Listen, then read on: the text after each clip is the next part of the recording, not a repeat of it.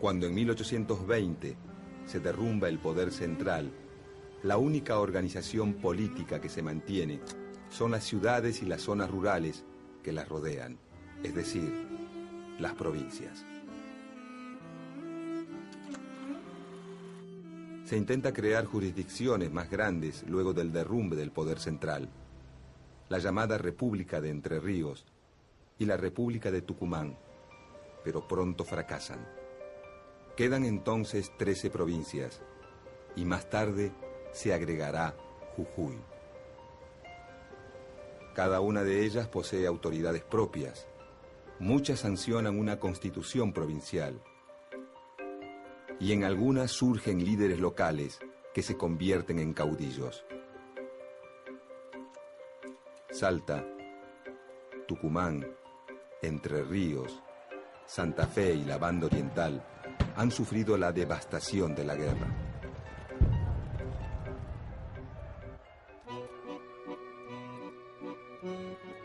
Buenos Aires, en cambio, con pocas acciones militares en su territorio, exporta grandes cantidades de cueros y tasajo. Su aduana le permite aumentar su poder sobre las demás provincias y volcar sus recursos contra los indígenas.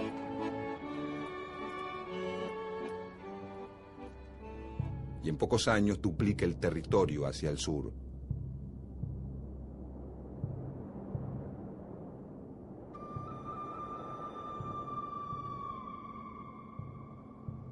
En el interior, el fin de la guerra reactiva los circuitos comerciales, Cuyo con Chile, el norte con la nueva República de Bolivia, mientras que el litoral y Córdoba se vuelcan a la producción de cueros para el mercado atlántico.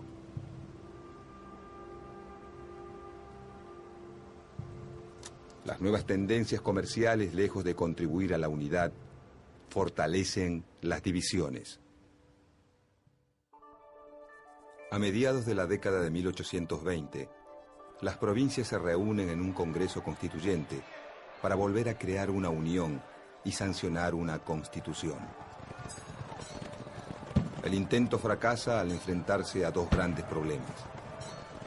Por un lado, la guerra con Brasil, desencadenada cuando la Banda Oriental, apoyada por las Provincias Unidas, se levanta contra la dominación brasileña.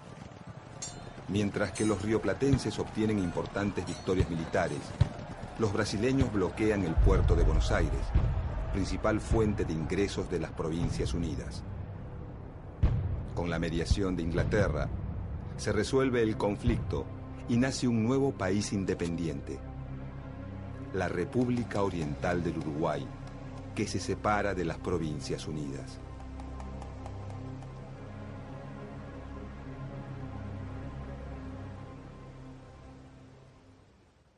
Por otro lado, el Congreso Constituyente se enfrenta a una profunda división en el ideal de Estado.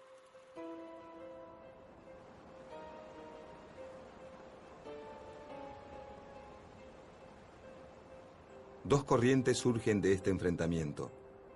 Los unitarios, quienes sostienen que el gobierno central, creado durante la Revolución, es el fundamento de la soberanía nacional, y los federales, quienes defienden la soberanía de cada provincia. Aunque el grueso del interior es federal y los principales dirigentes unitarios son porteños, hay muchos federales porteños y varios unitarios en las provincias. En la Constitución formulada por el Congreso de 1826, que nunca entra en vigencia, se denomina por primera vez al nuevo país como República Argentina. Con la disolución del Congreso Constituyente y el regreso del ejército de la guerra contra Brasil, que toma partido por los unitarios, se desata una guerra civil. En el litoral, el intento unitario de hacerse del poder fracasa al poco tiempo. Buenos Aires, Santa Fe, Entre Ríos y Corrientes se afianzan como provincias federales.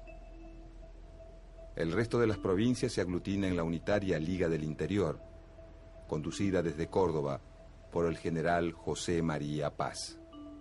La contienda se resuelve a favor de los federales, Y a comienzos de la década de 1830, las 14 provincias suscriben el Pacto Federal.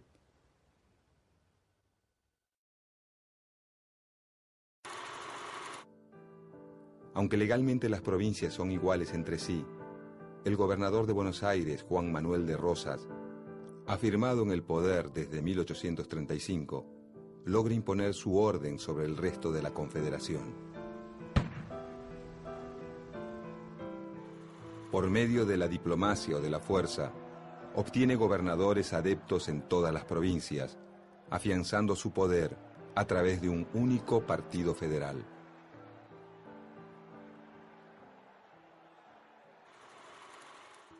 Esta política le genera grandes enemigos. La provincia de Corrientes, que lucha varias veces contra él.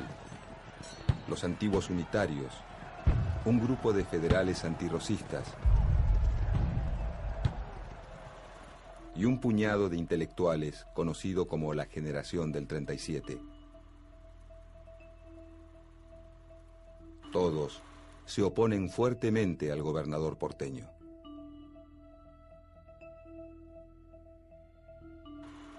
Rosas interviene en las luchas internas de la República Oriental del Uruguay. Apoya a los blancos que se enfrentan a los colorados.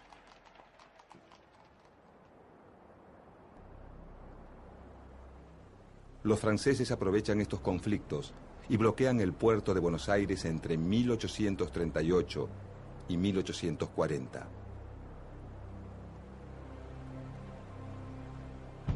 Entre 1845 y 1847 lo vuelven a hacer, esta vez junto a los ingleses.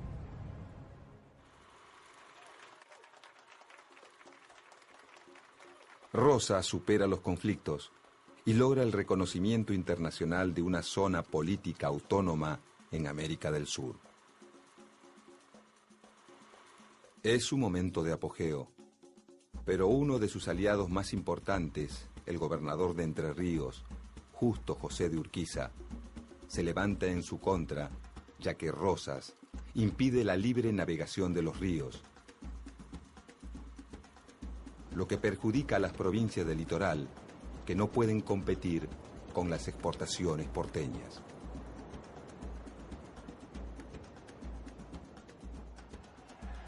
A Urquiza lo apoyan Corrientes, los opositores emigrados, los colorados uruguayos y Brasil. Este conflicto se resuelve con el triunfo de la Alianza Antirrosista en la batalla de Caseros en 1852. Rosas se exilia en Inglaterra, donde residirá hasta su muerte. Con el fin del rosismo, comienza una nueva etapa en la Confederación. La mayoría de las provincias acepta renunciar a su soberanía en favor de constituir una nación. En Buenos Aires llegan al poder los antiguos antirrosistas, ahora nucleados en el Partido Liberal, que se opone al modelo de país de Justo José de Urquiza, al que ven como a un nuevo Rosas. El conflicto termina con la separación de Buenos Aires de la Confederación Argentina. Urquiza es elegido presidente de la Confederación y la nueva capital pasa a ser Paraná.